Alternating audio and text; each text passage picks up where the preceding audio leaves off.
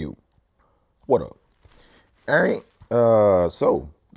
We got another one from Dave Chappelle and Conan O'Brien. And this is another Dave Chappelle interview with Late Night with Conan O'Brien. And this is from November 1st, 2000. November 1st, 2000. My goodness.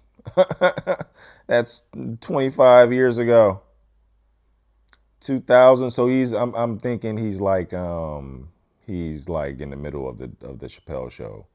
What was that, like 2001, 2002 or 03 or something? 2000. I don't know. Let's check it out. Here we go. My first guest tonight is a comedian whose latest HBO special, Killing Them Softly, is absolutely hilarious. Please welcome our friend Dave Chappelle. Okay, Killing Them Softly just came out. Damn.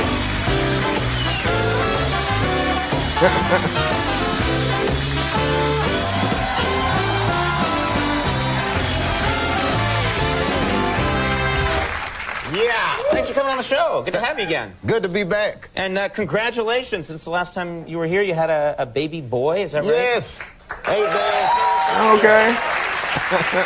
What's the boy's name? Oh, it's a long story. I mean, I tell you, but every time I tell white people, they're like, what? What is that?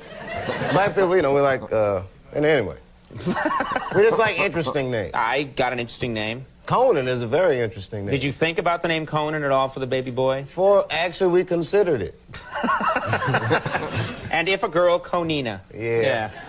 It depends on where it goes to school. It seemed like, was Conan a rough name having at school? I was beaten every day. That's what I figured. I think I had that beaten anyway. I'm not sure it was just the name. But so do you like it? Do you like being a dad? It's cool. It's scary. So I asked for advice a lot from my friends, like, especially with babysitters and stuff, because I don't trust anybody enough to, like, leave them with my kid. Right. And one of my friends told me something. He said, you should videotape your babysitter. Like secretly? Yeah, which is smart, but I'm thinking if you don't trust her, just fire her. Right. In order to catch the lady on videotape, wouldn't your kid have to get hit again? Now, that's not fair, is it? Yeah. You can't do that. You can't involve your child in a sting operation. You know what I mean? Gotcha. Yeah. Now, look here, Billy, we want you to wear a wire. Hit her, hit you any way you can. Agitate her.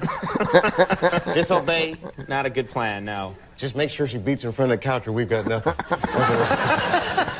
Do you like, now, last night, Halloween, do you like Halloween? Do you enjoy it? I hate Halloween with a passion. It's an evil holiday.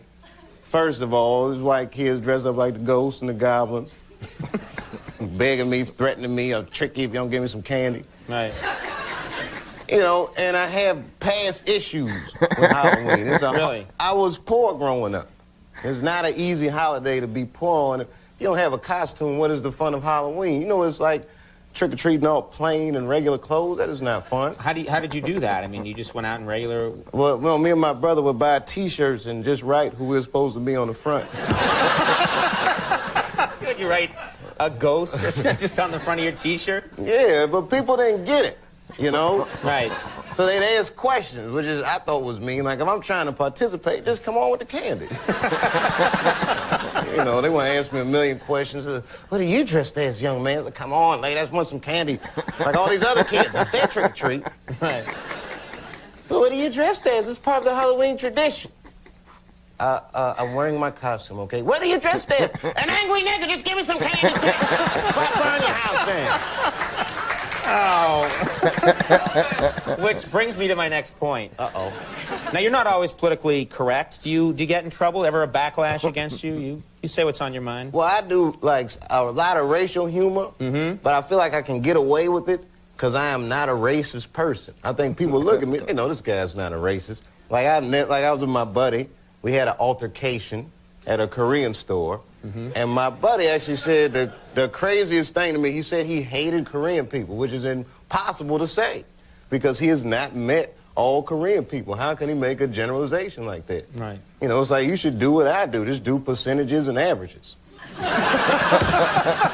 I hate 1 out of every 5 Korean people I've met so far. Koreans are at 20% right now. Sometimes better, sometimes worse. Right. So you're constantly working it out with your calculator. Yeah, but it's just a thing. Like, I shop at this guy's store every day, and he's so like, you know, hurry up, buy something, always rushing me. It's like I'm shopping. Hurry, hurry! So we argue a lot. And then we were arguing, and I said something that you should never say to a Korean person in an argument. And I didn't mean it. I mean it all. But I was like, get out of my face, Chinaman. And he freaked out. Yeah. Yes, he would freak out, yeah. Yeah, he was just like, hey, what make you think I'm Chinese? Do I look Chinese? So now I'm in a real tough position. Right. Because I'm not sure how to tell him he's a dead ringer for a Chinese dude. To the untrained eye. The untrained eye, uh-huh. Right. But I apologize. You know, I try to smooth it over. I'm telling him, you know, it's okay.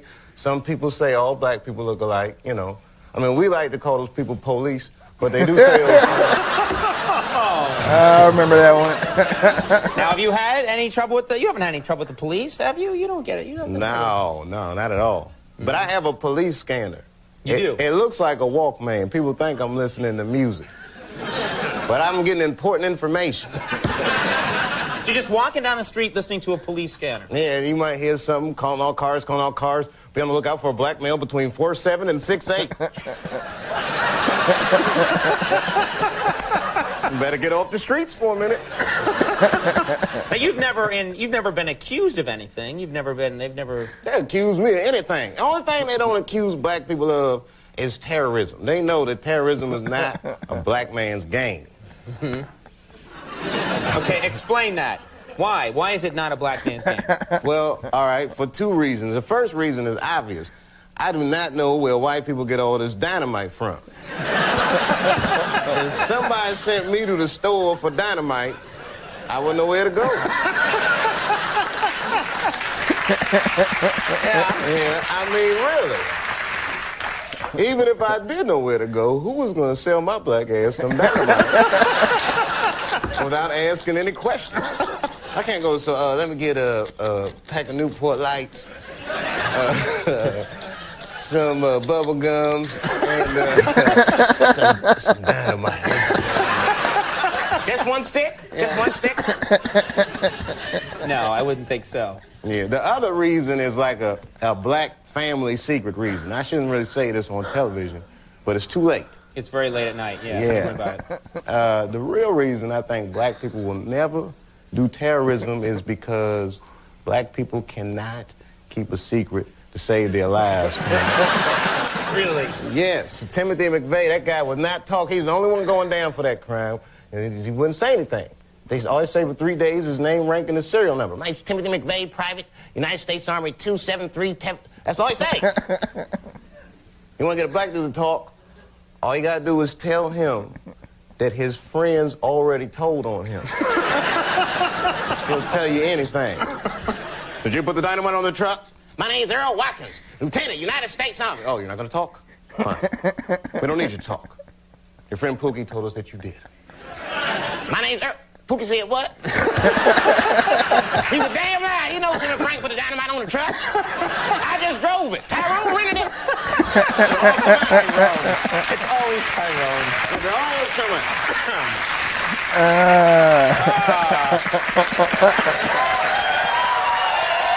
Always funny. Shit. You're going to be appearing. Would you stop that now?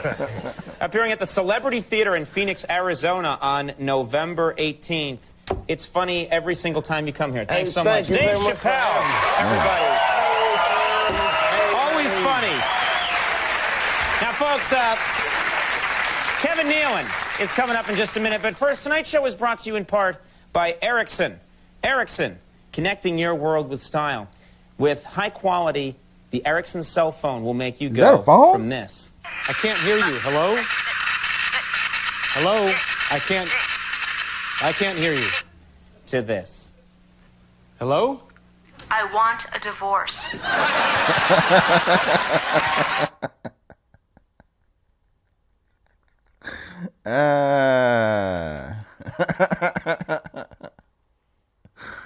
The Conan skits.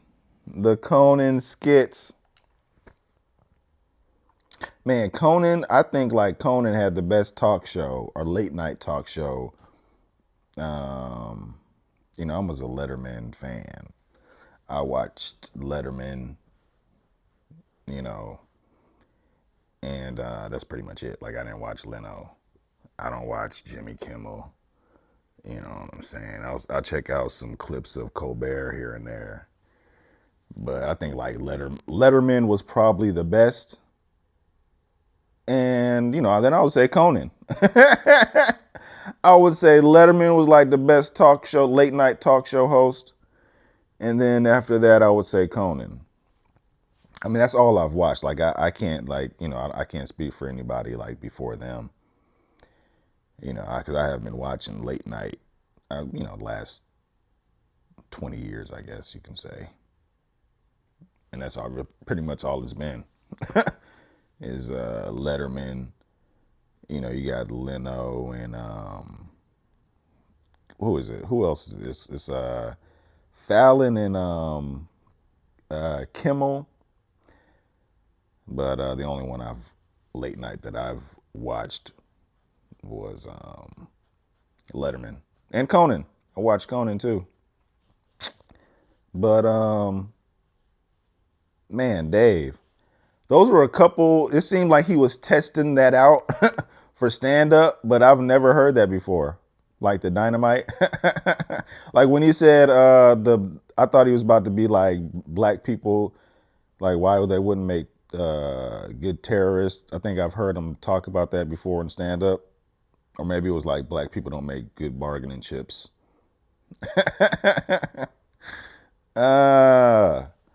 Man, but yeah, it seemed like he was testing out some material that I don't think he ever put like in